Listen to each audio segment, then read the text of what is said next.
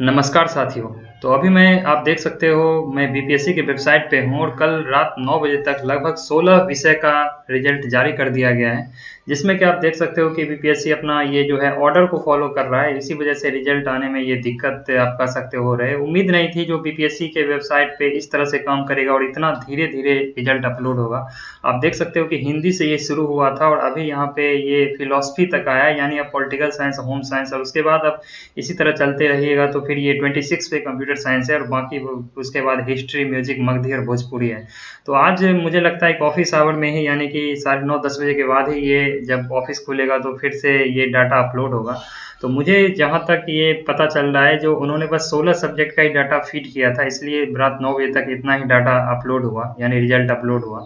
तो आज उम्मीद करते हैं कि क्लास 11-12 का सबका रिजल्ट आ जाएगा, उसके बाद 9-10 का भी रिजल्ट आ जाएगा। 9-10 में तो हालांकि बस 10 ही सब्जेक्ट हैं, तो उसका रिजल्ट भी मैं समझता हूँ कि आज रात तक आ जाना चाहिए सबका रिजल्ट। बाकी प्राइमरी वालों का अतुल सर ने ट्वीट करके बता दिया था कि उनका अभी रिजल्ट फिलहाल नहीं आएगा, तो वो मसला सुप्रीम कोर्ट वाला हो सकता है, डीएलएड और बीएड वाला। बाकी हम इस वीडियो को ज़्यादा लंबा ना करते हुए जो भी मेन पॉइंट है हम उस पर चलेंगे, क्योंकि मैं समझ सकता हूँ कि आप लोग को रिजल्ट का बेसब्री से इंतजार है। खास करके कंप्यूटर और साइंस वाले तो एक सप्ताह से बहुत ही ज़्यादा परेशान हैं रिजल्ट को लेके। रात रात भर लोग जाग रहे हैं, लेकिन रिजल्ट अभी तक कंप्यूटर का आया नहीं है।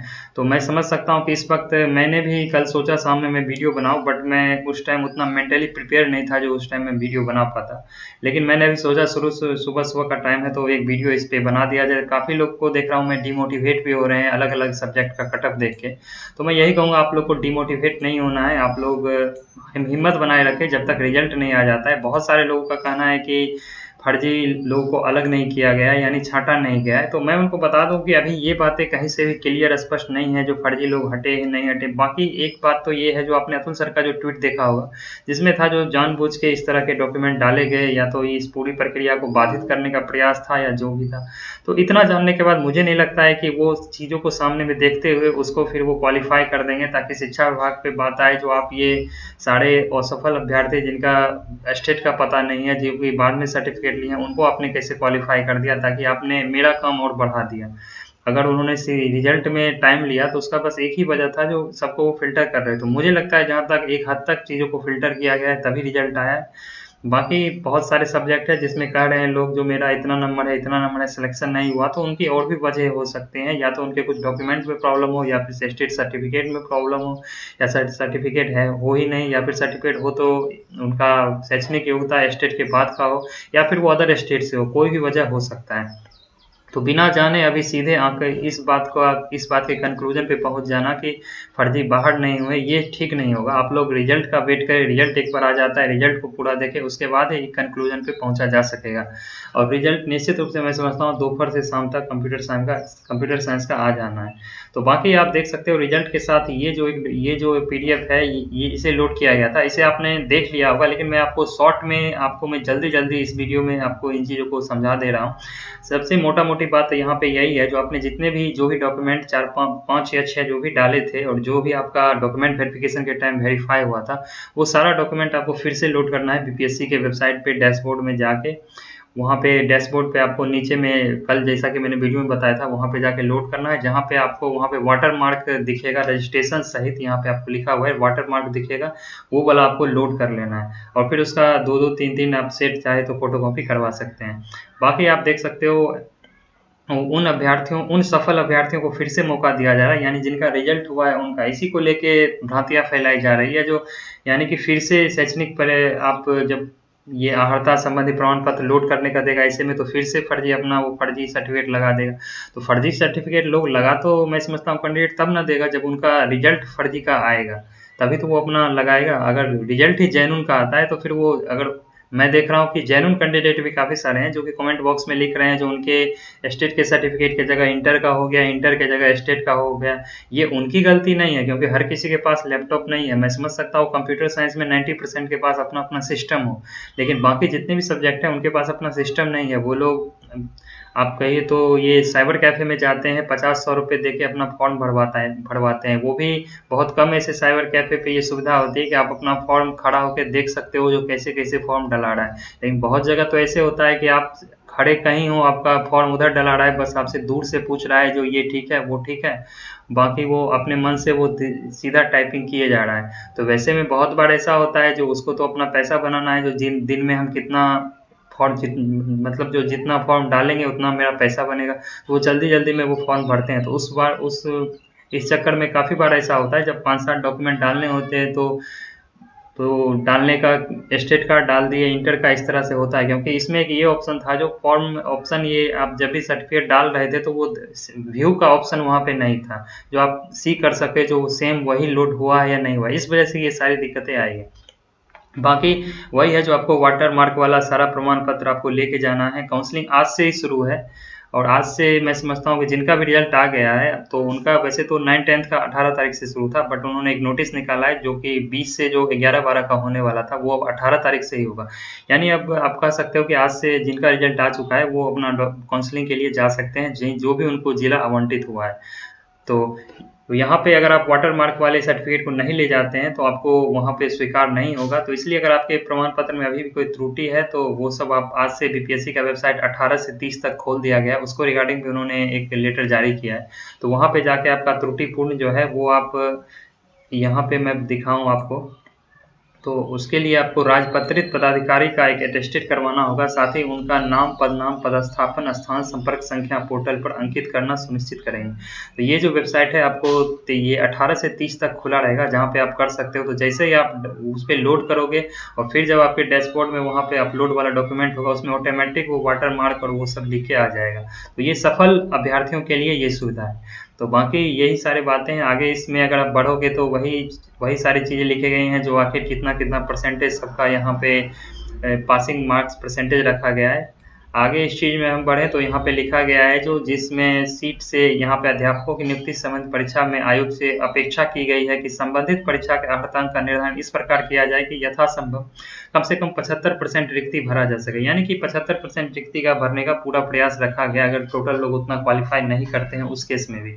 तो ये तो एक लेटर हो गया। बाकी हम बात करें तो यहाँ पे आप देख सकते हो कि शिक्षा विभाग के तरफ से ये जो काउंसलिंग का जो सारा प्रक्रिया था ये आपका 9 बजे, इस पहले तो आप ये देख सकते हो कि ऊपर में यहाँ पे आपको 2 वेबसाइट दिए गए हैं, एक तो बीपीएससी, बाकी ये stateBihar.in पर या फिर एजुकेशन बिहार और एनआईसी के जिले। तो अगर इन जिलों में आप जाते हो इन वेबसाइट पे तो आपको ये फिर ऑटोमेटिक बीपीएससी पे ही ले आएगा। तो इस पे जाने का कोई खास मतलब बनता नहीं है। आप बीपीएससी पर भी अगर आप उसको बस बार बार खोलते रहो तो आपको रिजल्ट आपका दिख जाएगा। बाकी आज ये 9:30 बजे आपको उपस्थित होना है। बाकी आप यहाँ पे देख सकते हो कि सूचित किया जाता है कि समय सारणी के अनुसार ही पहुंचे।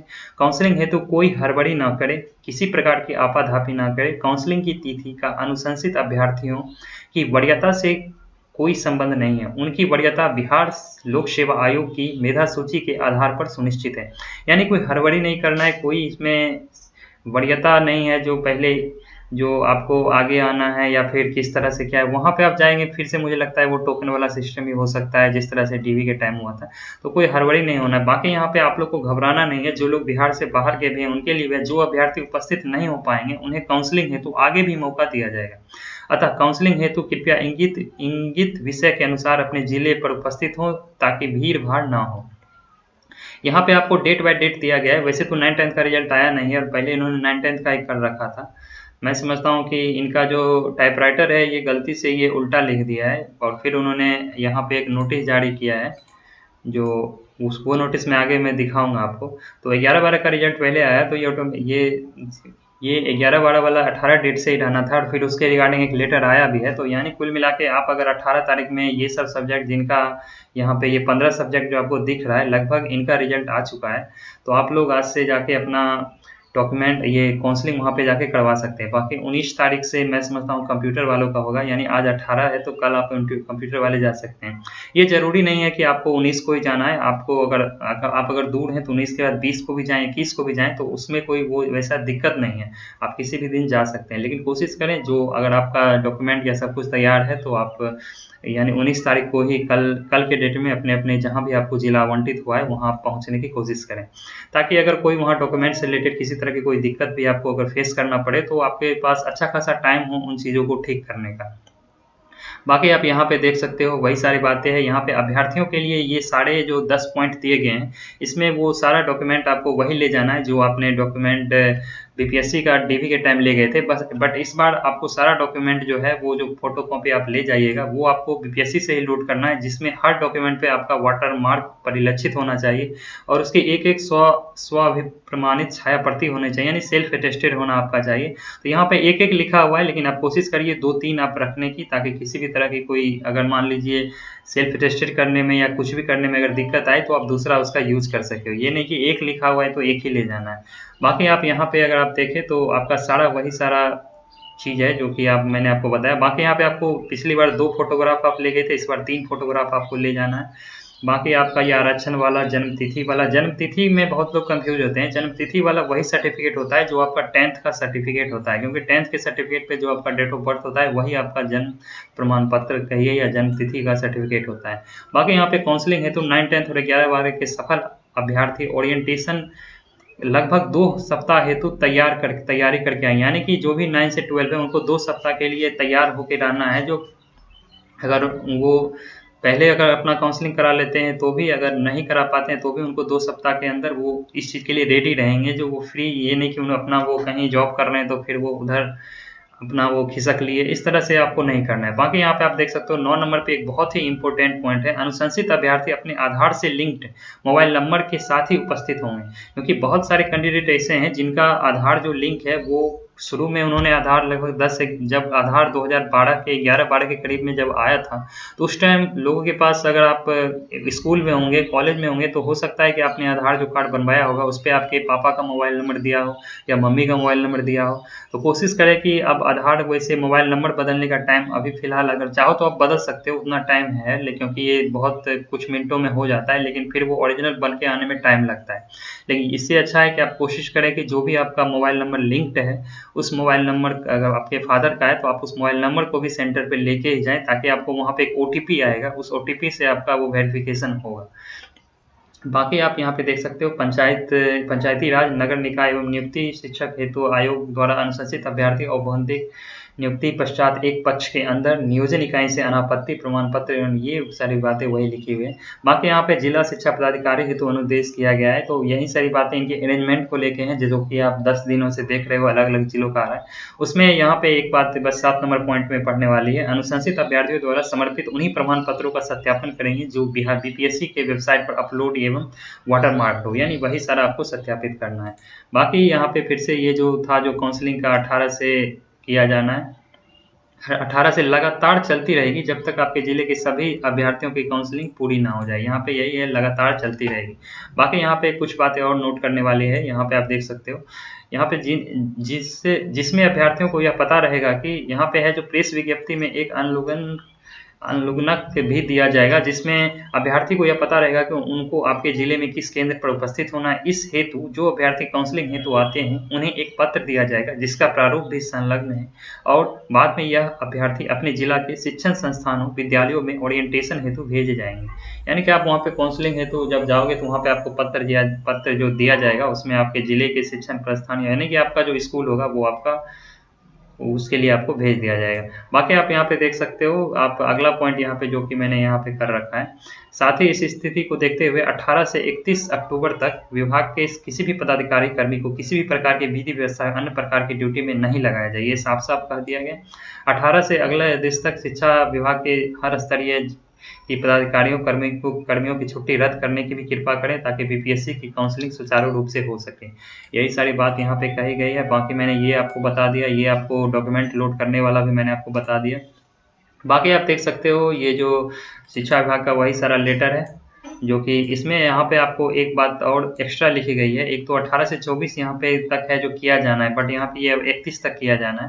बाकी यहाँ पे 2 नवंबर को गांधी मैदान में सीएम के द्वारा, यानी मुख्यमंत्री नीतीश कुमार जी के द्वारा ये नियुक्ति पत्र देने का जो प्रोसेस है ये रखा गया है। ये आप देख सकते हो, निदेशक माध्यमिक शिक्षा कन्हैया प्रसाद श्रीवास्तव जी के द्वारा ये लेटर जारी किया गया। तो यहाँ पे पटना के जिला प्रशासन को गांधी मैदान को आरक्षित करने के लिए अन्य कार्रवाई पूर्ण करना सुनिश्चित करेंगे, साथ ही अनुपालन प्रतिवेदन में भी प्रतिदिन समर्पित करना सुनिश्चित करेंगे। ये लेटर यहाँ पे शिक्षा विभाग के द्वारा जारी हुआ है। बाकी आप यहाँ पे वही देख सकते हो जो मैंने आपको बताया था, जो पहले 18 से 9-10 वालों का था, बट यहाँ पे किया गया है 11-12 तक के विद्यालय अध्यापक के पद पर नियुक्ति हेतु अनुशंसित अभ्यर्थियों को दिनांक 20 से ही काउंसलिंग हेतु जिला में उपस्थित होना था। लेकिन उक्त सारणी को संशोधित करने हुए 11-12 के अध्यापक के पद पर नियुक्ति हेतु अनुशंसित अभ्यर्थी 18 से ही अपने जिले में काउंसलिंग हेतु उपस्थित हो सके हैं। तो इस लेटर को फिर से संशोधित कर दिया गया है, यानी जो आपका 20 से था 11-12 वालों का, वो आज से ही करवा सकते हैं, यानी 18 तारीख से। बाकी यहाँ पे अब थोड़ा यहाँ पे ये सब लेटर वही शिक्षा विभाग का है जो कि मैंने आपको अब तक बताया।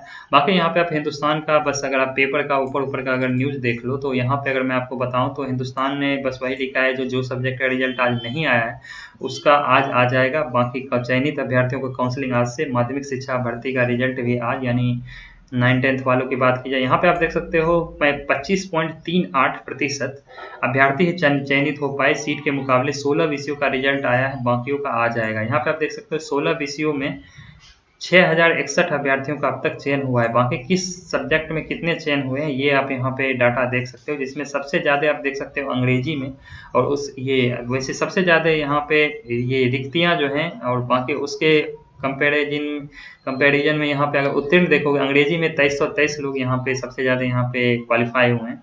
बाकी सबसे कम आप देख सकते हो बांग्ला में 1 है। तो इस तरह से ये जो डाटा है ये वही सारी बातें हैं जो कि कल से आप बार-बार हर ग्रुप में देख रहे हो। बाकी यहाँ पे आप देख सकते हो प्रभात खबर ने भी सेम खबर को ही छापा है। बाकी उन्होंने लिखा है कि अनारक्षित श्रेणी में ही काफ़ी सब्जेक्ट में लोग पास कर गए हैं। तो वही सारी बातें यहाँ शिक्षा की अवकाश का रद्द की बात कही गई, 24 तक काउंसलिंग होगी ये लिखा, ये अलग अलग सब्जेक्ट का रखा गया है। बाकी यहाँ पे उन्होंने बीपीएससी की वेबसाइट पे ये जो मिनिमम क्वालिफाइंग मार्क्स है वो 75% तक भरने का, वो भी न्यूनतम कटऑफ संबंधित यहाँ पे बातें रखी गई है, जो कि आपको वहाँ पे सारे जो भी मैंने आपको पीडीएफ बताया उसमें वही सारी बातें लिखी हुई थी। आगे अगर इस में बढ़ें तो आप देख सकते हो कि ये अगर अगले लेटर पे बढ़ें तो ये यहाँ पे आप देख सकते हो, ये अगला जो कटिंग है ये भास्कर का। यहाँ पर भी आपको यहाँ पे टॉपर में इस बार इन्होंने 3-3 का जो भी टॉप 3 हैं उनका उन्होंने नाम लिख रखा है। रिक्त पदों को दूसरे चरण में जुड़ेंगे, 1 लाख से अधिक रिक्तियाँ संभव। यहाँ लिखा गया है कि 70,000 से 1 लाख तक पद टीआरई 2 में आ सकता है, बट ये कितना आएगा ये बाद में पता चलेगा। बाकी ज्वाइनिंग के समय यहाँ पे अतुल प्रसाद जी ने ट्वीट किया था, उसी को उन्होंने हिंदी में लिखा है, ज्वाइनिंग के समय होगा डॉक्यूमेंट वेरिफिकेशन। तो ये इन्होंने यही लिखा था, ज्वाइनिंग के समय सभी सफल उम्मीदवारों की डॉक्यूमेंट वेरिफिकेशन होगा। सभी सफल अभ्यर्थियों को बीपीएससी पोर्टल पर राजपत्रित अधिकारी द्वारा विधिवत सत्यापित सभी अपेक्षित प्रमाण पत्र अपलोड करने होंगे। यदि पहले से नहीं किया गया है, दस्तावेज अपलोड करने पर जोर है, क्योंकि डाउनलोड करने पर ऐसे दस्तावेज स्वचालित रूप से वाटरमार्क हो जाएंगे। आज से यहाँ पे जिलों में काउंसलिंग होगी, वही सारी बातें हैं। 2 नवंबर को गांधी मैदान में सीएम देंगे नियुक्ति पत्र। यही सारी बातें आप देख सकते हो, ये अलग अलग अखबारों ने छापा है। बाकी यहाँ पे दुर्गा पूजा का जो था ये प्रशिक्षण वाला काम, ये यहाँ पे आप देख सकते हो जो इन्होंने सज्जन आर निदेशक SCRT जो लिखा है, 16 अक्टूबर से चल रहे शिक्षक का प्रशिक्षण और परिहार कार्य से स्थगित कर दिया है। 17 अक्टूबर को प्रशिक्षण कार्य नहीं हुआ, सभी शिक्षक वापस चले गए। यहाँ पे आपको दिया गया 9वीं से 12वीं तक के शिक्षकों को दिया जा रहा प्रशिक्षण। तो यहाँ पे लिखा था जो प्राइमरी से मतलब उच्च माध्यमिक तक यहाँ पे प्रशिक्षण दिया जाना था, लेकिन आदेश पर 9वीं से 12वीं तक शिक्षकों को प्रशिक्षण देने का निर्णय लिया गया है। 9वीं से 12वीं के सभी विषयों का प्रशिक्षण दिया जा रहा है। इसके तहत विषयवार शिक्षकों का समूह तैयार किया। अभी तक 9वीं से 12वीं तक 20,000 के लगभग शिक्षकों का प्रशिक्षण हो चुका है। यहाँ पे आप देख सकते हो अलग अलग शिक्षक, अलग अलग कैटेगरी में यहाँ पे कितने शिक्षकों का प्रशिक्षण हो चुका है। बाकी यहाँ पे वही है, नवरात्रि को लेके यहाँ पे जो अपरिहार कारणों से इसे अभी रोका गया है। बाकी ये फिर से स्टार्ट होगा। बाकी यहाँ पे एक चीज़ लिख दिया गया है, जो 9वीं से 12वीं वालों का प्रशिक्षण लगभग इतने का हो चुका है। बाकी अब ये इन सब से रिलेटेड या बहाली से रिलेटेड कोई भी अपडेट आता है तो मैं आपको इस चैनल पे ज़रूर लाऊंगा। बाकी अब जब कंप्यूटर का रिजल्ट आ जाएगा तभी मैं अब इस चैनल पे वीडियो लाऊंगा, क्योंकि अब मैं नहीं समझता हूँ कि बार बार आपको वीडियो बना के थोड़ा डिस्टर्ब करना मुझे भी ठीक नहीं लगता है, क्योंकि सब लोग कंप्यूटर के रिजल्ट को लेके काफ़ी ज़्यादा सिंसियर हैं अभी। तो जब कंप्यूटर का रिजल्ट आ जाता है, किस तरह से रिजल्ट आएगा, क्या कैसे कितने लोग का मेरिट बनता है, मैंने जो कट ऑफ आपको बताया था, कट ऑफ लगभग उसी के आसपास रहेगा। बाकी मैं तो यही चाहूँगा कि कम से अगर और भी कट ऑफ थोड़ा और कम जाता है तो जितने भी जेन्युइन कैंडिडेट हैं उन सबका रिजल्ट हो जाए, जो भी लोग 4 साल से वेट कर रहे हैं। मेरी आप लोगों से बस यही है, जो आप लोग इस चैनल पे अंत तक बने रहें ताकि मैं आपको इस चैनल पे अपडेट करता रहूँगा। मेरी यही कामना होगी कि आप सबका सिलेक्शन हो, और आप लोग को मेरी तरफ से ऑल द बेस्ट। मिलेंगे रिजल्ट के बाद, तब तक के लिए धन्यवाद।